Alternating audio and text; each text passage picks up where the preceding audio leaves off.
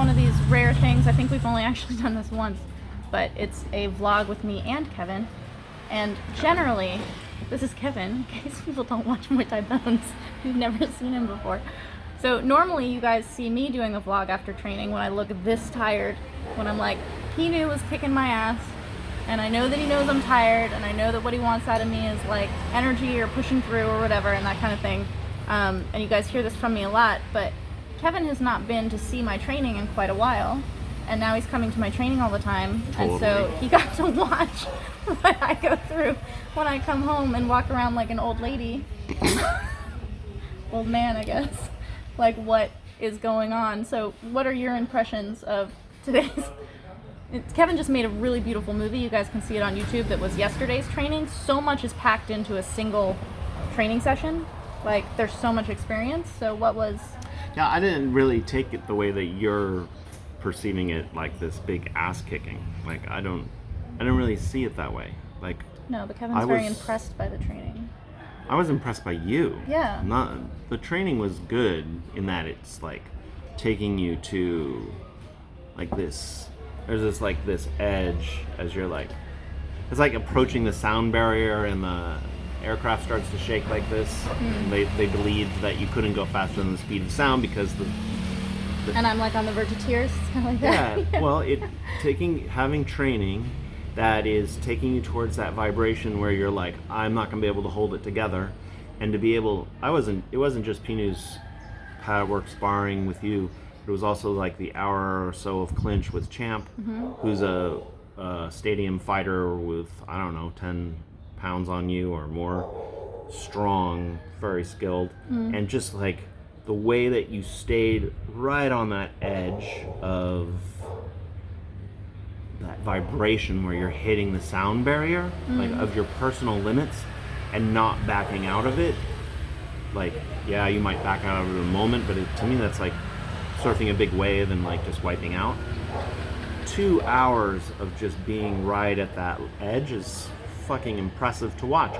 It doesn't matter if you're a beginner or super pro or whatever. Everyone has the edge. Whatever your edge that is. thing is. And that's like Pinu's gift, is he knows where your line is, and he's like, we start here. Totally. Yeah. And so that was, I don't know, you were very down on your training because you can be very self-critical, and I was like, fuck, that was impressive. This is the thing, this is why we're doing a vlog together, is that if Sylvie does a vlog, it's everyday body not the same. Today's training was so hard, like I was on the verge of tears and felt really shitty about myself. Like, I was very, very much gonna cry on the end of the ring at the end of the 5th round with Pinu. But when I came out of the ring, Kevin was like, that was incredible, and Bamrung, Pinu's dad, was like, Sylvie's so strong, and I'm like, he was probably talking about Caro. Kevin's like, you weren't there. So Caro wasn't even in the ring. I don't know what you're talking about, but I don't know. To me, the training even didn't seem that hard. But you were like, that training is going to make you the best female fighter in the world. Totally, because that's growth training. Yeah. And it's baby bear in the sense that it's not so hard to break you and to spirit you in a like terrible way.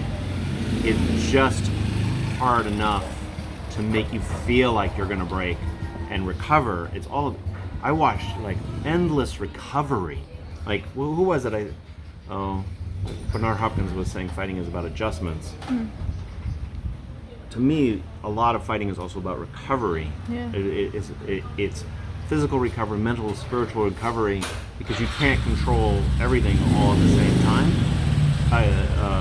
There are things going to happen in a fight that you cannot control, and it's great if you can dominate the fight and you never experience that, but honestly most fights are about this white wash. Well, that's actually the hard thing to train, and maybe what I don't see growth in, of the like not quitting. Because the thing about quitting is that you actually are fine like a minute later.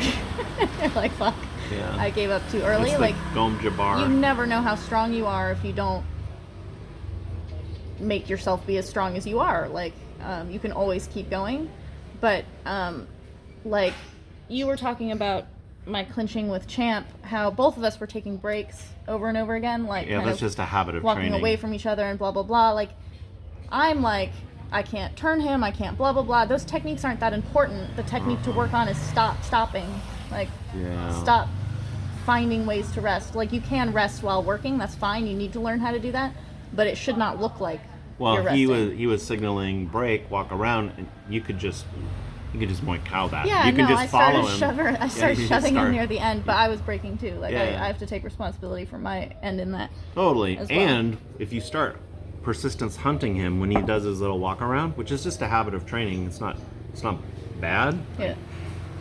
If you start persistence hunting, you're going to see that you're going to start taking his breath.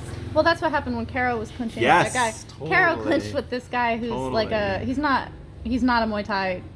He's a Muay Thai enthusiast, but he doesn't know Muay Thai. He knew some Muay Thai. Yeah, maybe. but he honestly knew how to grab the neck and knee. Oh, for sure, and he's bigger than her. She doesn't get to clinch with people bigger than her very often. And he was giving her a hard time. Yeah, that's the gambler guy. Yeah, but he knows. But it was her persistence. That's Muay Cow. She killed him at the end because he just burned himself out and couldn't go more. And she's like, "Oh, I have more." Like, totally. I was just starting. She's like, Next. "I'm done stretching. Let's go." Yeah, but that's a big part about the training of Muay Cow. It's not just like the 30 seconds of hardcore knees or something like that. It's like hit after drills, 30, burst training. After 30 seconds, after 45 seconds, you know, totally. Like at the 1 minute and 45 second mark in a round, that's when you end the fight. Totally. But people habitually like, truce. Yeah. You know, that's that kind usually of thing. the way I beat Pinu at the very end of our killing rounds. Yeah. I didn't get that opportunity this time. But I was just so impressed by watching you surf that big wave line, and wiping out. It's all good because you just stay on the wave a little bit longer next time. You get on the board another time. Like you learn the small things about recovery. Like you gotta fall before you're nice. You gotta fall a million times. This is something that like maybe goes in like a mental training category or something, but tick that box. This is a very immature thing that I've felt for many years and have not like consciously thought about in a long time. Is I was part of my like being on the verge of tears is that I'm very tired, but like part of my falling apart was I'm like, nobody is helping me. Like Diesel Noi was talking about me and helping other people, like other sets of clinchers. How did you want to be helped?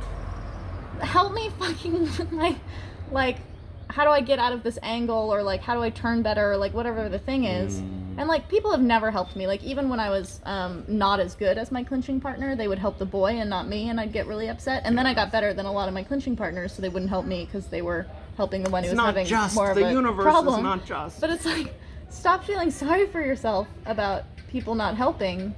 Like honestly, Diesel Noi and Bamrung and Pinu are not helping because they're like, she's fine.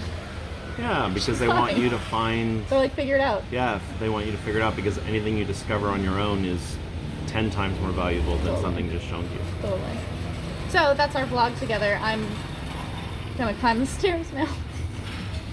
Stairs to the apartment. That's my third round of training for the day. Alright. Sylvie out. Sylvie out. Cue music. Dun. You can't do it.